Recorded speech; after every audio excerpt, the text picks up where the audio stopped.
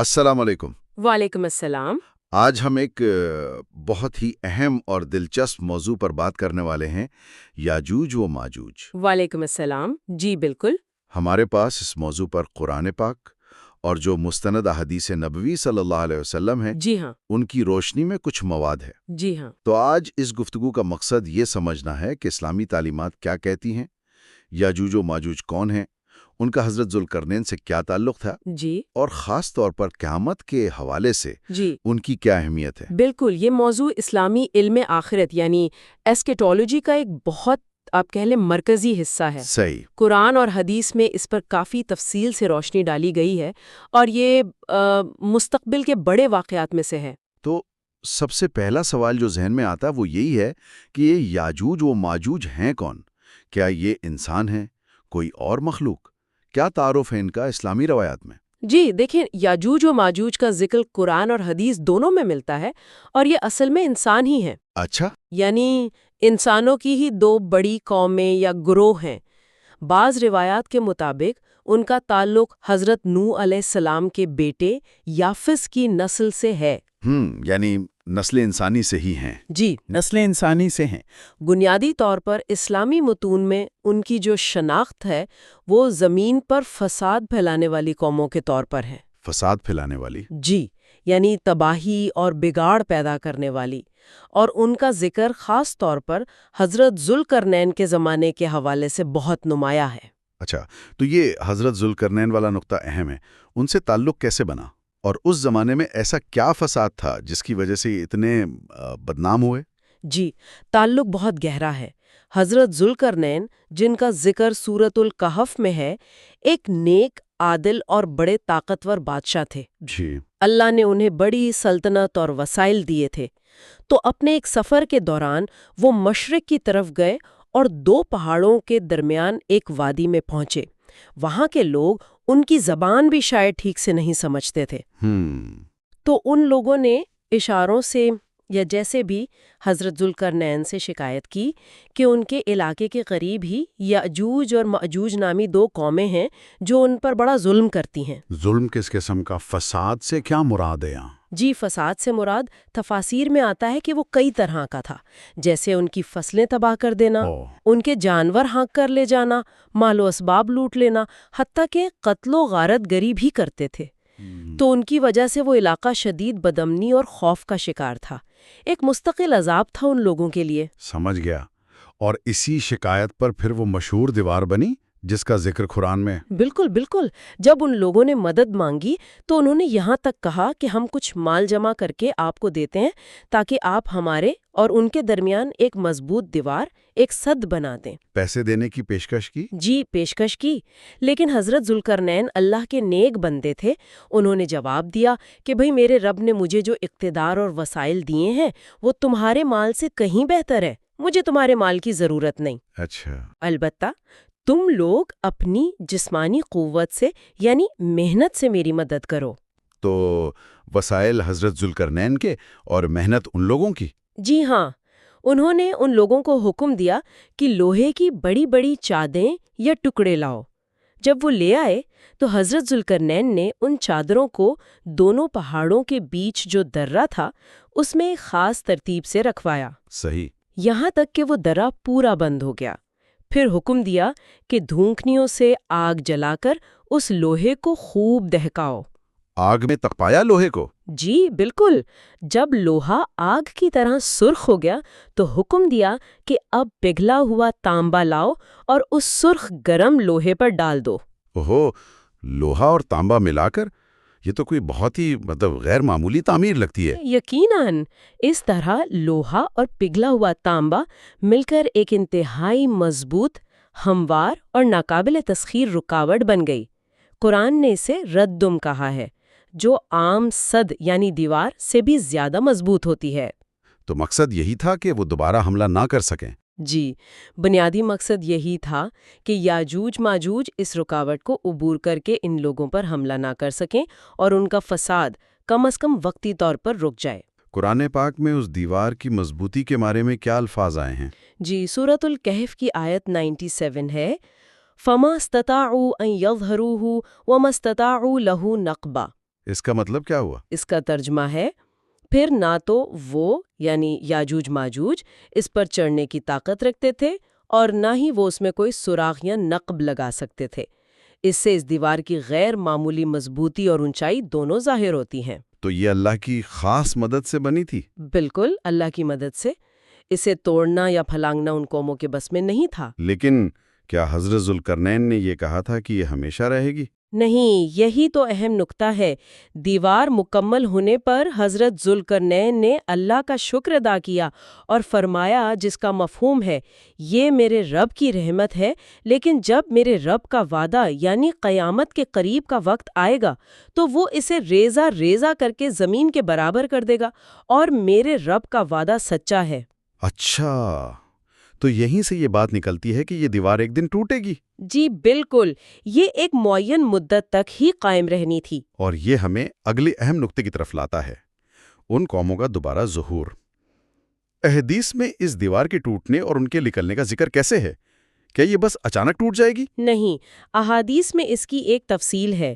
نبی کریم صلی اللہ علیہ وسلم نے فرمایا کہ یاجوج و ماجوج ہر روز اس دیوار کو توڑنے کی کوشش کرتے ہیں۔ ہر روز؟ جی ہر روز۔ وہ سارا دن اسے کھودتے رہتے ہیں۔ جب وہ اسے توڑنے کے بالکل قریب پہنچ جاتے ہیں نا، اور سورج ڈوبنے لگتا ہے، تو ان کا جو نگران ہوتا ہے وہ کہتا ہے بس اب چلو، باقی کل آ کر کریں گے۔ اچھا، لیکن وہ انشاءاللہ کہنا بھول جاتے ہیں۔ اگر اللہ نے چاہا نہیں کہتے؟ جی، تو اللہ تعالیٰ راتوں رات اس دیوار کو پہلے سے بھی زیادہ مضبوط کر دیتا ہے۔ تو یہ سلسلہ روز چلتا ہے اور وہ روز بھول جاتے ہیں؟ جی، یہ روزانہ کا معمول ہے، اور یہ چلتا رہے گا یہاں تک کہ وہ وقت آ جائے جو اللہ نے مقرر کیا ہے۔ جب اللہ کا حکم ہوگا کہ وہ نکلیں، تو اس دن جب وہ دیوار توڑنے کے قریب پہنچیں گے، ان کا سردار کہے گا بس اب چلو، کل انشاءاللہ آ کر اسے مکمل توڑ دیں گے۔ اچھا، اس دن وہ انشاءاللہ کہہ دے گا؟ جی، اس انشاءاللہ کہنے کی برکت سے اگلے دن جب وہ آئیں گے تو دیوار کو وہیں سے ٹوٹا ہوا پائیں گے جہاں سے چھوڑ کر گئے تھے۔ پھر وہ باقی حصہ توڑ کر باہر نکل آئیں گے۔ اور جب وہ باہر نکلیں گے تو کیا منظر ہوگا؟ احادیث کیا بتاتی ہیں اس بارے میں؟ یہ تو یقیناً ایک بہت ہی بڑا واقعہ ہوگا۔ یہ قیامت کی بڑی نشانیوں میں سے ایک انتہائی، آپ کہیں، ہولناک واقعہ ہوگا۔ قرآن میں بھی سورۃ الانبیاء میں اشارہ ہے، حَتَّى اِذَا فُتِحَتْ يَأْجُوجُ وَمَاجُوجُ وَهُمْ مِنْ كُلِّ حَدَبٍ يَنْسِلُونَ۔ اس کا کیا مطلب ہے؟ یعنی یہاں تک کہ جب یاجوج و ماجوج کھول دیے جائیں گے اور وہ ہر بلندی سے، ہر اونچائی سے دوڑتے ہوئے تیزی سے اتریں گے۔ احادیث میں آتا ہے کہ ان کی تعداد بہت ہی زیادہ ہوگی، اتنی زیادہ کہ زمین ان سے بھر جائے گی۔ تعداد کا کچھ اندازہ؟ مطلب کتنی زیادہ؟ حدیث میں ایک مثال دی گئی ہے کہ جب ان کی پہلی جماعتیں نکلیں گی اور ان کا گزر بحر تبریا یعنی سی آف گیلیلی سے ہوگا تو وہ اس کا سارا پانی پی جائیں گے۔ سارا پانی؟ ایک جھیل کا؟ جی، سارا پانی۔ اور جب ان کی آخری جماعتیں وہاں سے گزریں گی تو وہ کہیں گے کہ شاید یہاں کبھی پانی ہوا کرتا تھا۔ اس سے ان کی تعداد کی کثرت کا اندازہ ہوتا ہے۔ اللہ اکبر۔ اور وہ زمین میں ہر طرف پھیل کر شدید فساد، قتل و غارت، تباہی مچائیں گے۔ بہت ہی خوفناک منظر ہے۔ اس وقت زمین پر جو مسلمان ہوں گے یا باقی لوگ، ان کا کیا بنے گا؟ کیا کوئی ان کا مقابلہ کر پائے گا؟ احادیث کے مطابق ان کا نکلنا حضرت عیسیٰ علیہ السلام کے آسمان سے نازل ہونے کے بعد ہوگا۔ اچھا، حضرت عیسیٰ علیہ السلام کے دور میں؟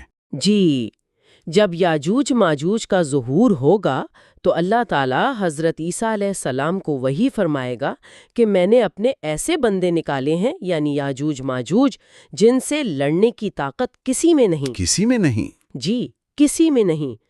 لہٰذا تم میرے بندوں یعنی مسلمانوں کو جمع کر کے کوہ طور پر لے جاؤ اور وہاں پناہ لے لو۔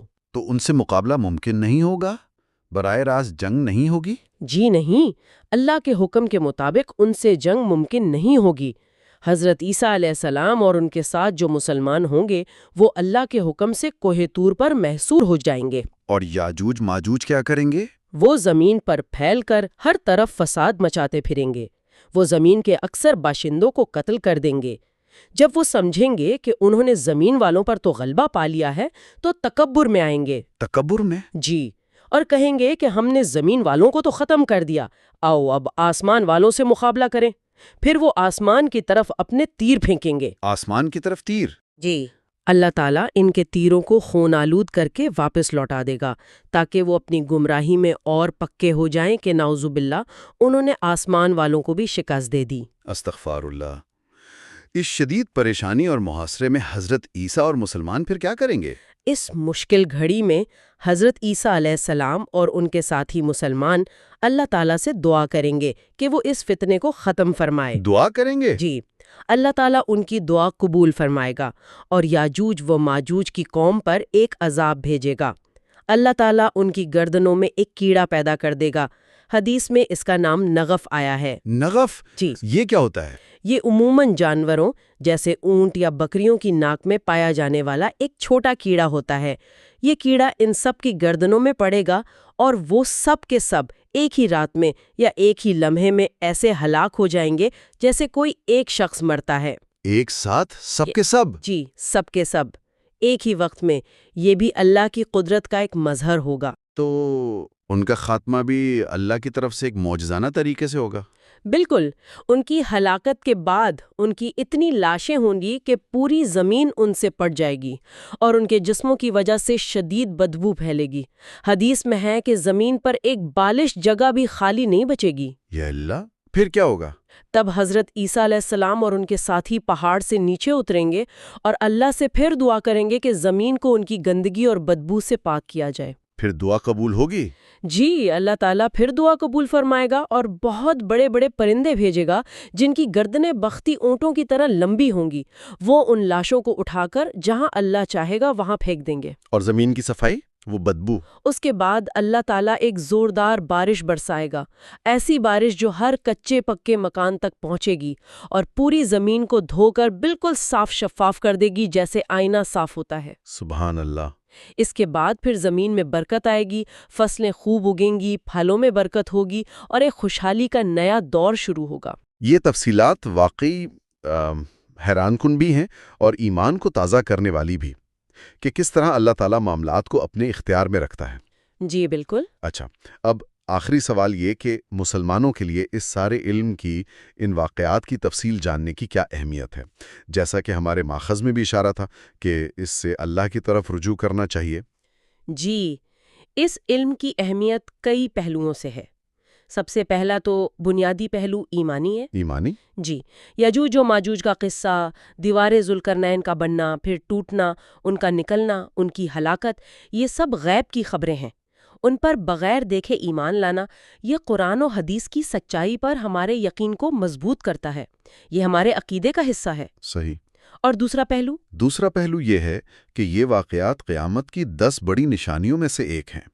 ان کے بارے میں جاننا ہمیں آخرت کی یاد دلاتا ہے۔ یعنی ایک ریمائنڈر ہے، بالکل ایک یاد دہانی ہے کہ دنیا کی یہ زندگی عارضی ہے، ایک دن یہ نظام ختم ہونا ہے۔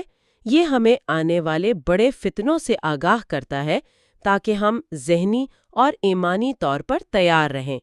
جب ہم سنتے ہیں کہ اتنی بڑی طاقتور قومیں کیسے فساد مچائیں گی اور پھر اللہ انہیں کیسے ایک معمولی کیڑے سے ہلاک کر دے گا، تو اس سے اللہ کے قدرت کاملہ پر، اس کے علم غیب پر، اس کی ہر چیز پر قادر ہونے پر ہمارا ایمان بڑھتا ہے۔ یعنی اللہ کی قدرت کا احساس ہوتا ہے۔ کیا اس کا کوئی عملی پہلو بھی ہے، مطلب روزمرہ زندگی کے لیے؟ یقیناً۔ تیسرا پہلو عملی ہے، یہ جاننا کہ مستقبل میں ایسے شدید فتنے اور آزمائشیں آنے والی ہیں۔ یہ ہمیں غفلت سے جگاتا ہے، غفلت سے بیدار کرتا ہے۔ جی، یہ ہمیں اللہ کی طرف رجوع کرنے، اپنے اعمال کو ٹھیک کرنے، توبہ و استغفار کرنے اور فتنوں کے دور میں دین پر ثابت قدم رہنے کی دعا اور کوشش کرنے کی ترغیب دیتا ہے۔ یہ ہمیں یاد دلاتا ہے کہ اصل کامیابی تو آخرت کی کامیابی ہے اور ہمیں اس کے لیے تیاری کرنی چاہیے۔ صحیح کہا۔ تو یہ علم صرف ایک آپ کہہ لیں تاریخی یا مستقبلیاتی واقعہ نہیں ہے، بلکہ یہ ہمارے حال کو بہتر بنانے اور ہمارے ایمان و عمل کو صحیح سمت دینے کا ایک ذریعہ بھی ہے۔ بہت خوب۔ تو آج کی اس گفتگو کا خلاصہ اگر کریں تو یہ ہے کہ ہم نے قرآن و حدیث کی روشنی میں یاجوج و ماجوج کے بارے میں جانا، یہ انسانوں کی دو فسادی قومیں تھیں جنہیں حضرت ذوالقرنین نے ایک مضبوط دیوار بنا کر روکا۔ جی، یہ دیوار قیامت کے قریب اللہ کے حکم سے ٹوٹ جائے گی اور یہ قومیں دوبارہ نکل کر زمین میں بے پناہ فساد مچائیں گی۔ ان کا مقابلہ انسانی طاقت سے باہر ہوگا اور بالآخر حضرت عیسیٰ علیہ السلام کی دعا سے اللہ تعالیٰ انہیں ہلاک کر دے گا۔ بالکل۔ یہ واقعہ قیامت کی بڑی نشانیوں میں سے ہے اور اس پر ایمان لانا اور اس سے سبق حاصل کرنا ہم سب کے لیے ضروری ہے۔ بالکل۔ اور اس ساری گفتگو سے ایک اہم نقطہ جو شاید آخر میں غور کرنے کے لیے ہے وہ یہ ہے کہ قرآن و حدیث ہمیں صرف ماضی کے قصے یا مستقبل کی خبریں ہی نہیں سناتے، بلکہ یہ ہمیں اللہ تعالیٰ کی عظیم قدرت، اس کی حکمت اور کائنات پر اس کے کامل اختیار کی یاد دہانی کراتے ہیں۔ یہ واقعات چاہے وہ دیوار ذوالقرنین کی تعمیر ہو یا یاجوج و ماجوج کی ہلاکت، ہمیں یہ سکھاتے ہیں کہ تمام طاقت اور اختیار بالآخر اللہ ہی کا ہے۔ صحیح۔ ہر معاملہ اسی کے حکم سے ہوتا ہے۔ یہ علم ہمیں اپنی زندگیوں کا جائزہ لینے اور آخرت کی تیاری کی فکر کرنے کی دعوت دیتا ہے۔ جزاک اللہ خیر۔ بہت مفید گفتگو رہی، اور آخر میں ہمارے سننے والوں کے لیے ہمارے ماخذ کا ایک براہ راست پیغام۔ مزید اسلامی معلومات اور حقائق جاننے کے لیے ہمارا چینل سچا اسلام ٹی وی ضرور سبسکرائب کریں۔ جزاکم اللہ خیرہ۔ جزاکم اللہ خیرہ۔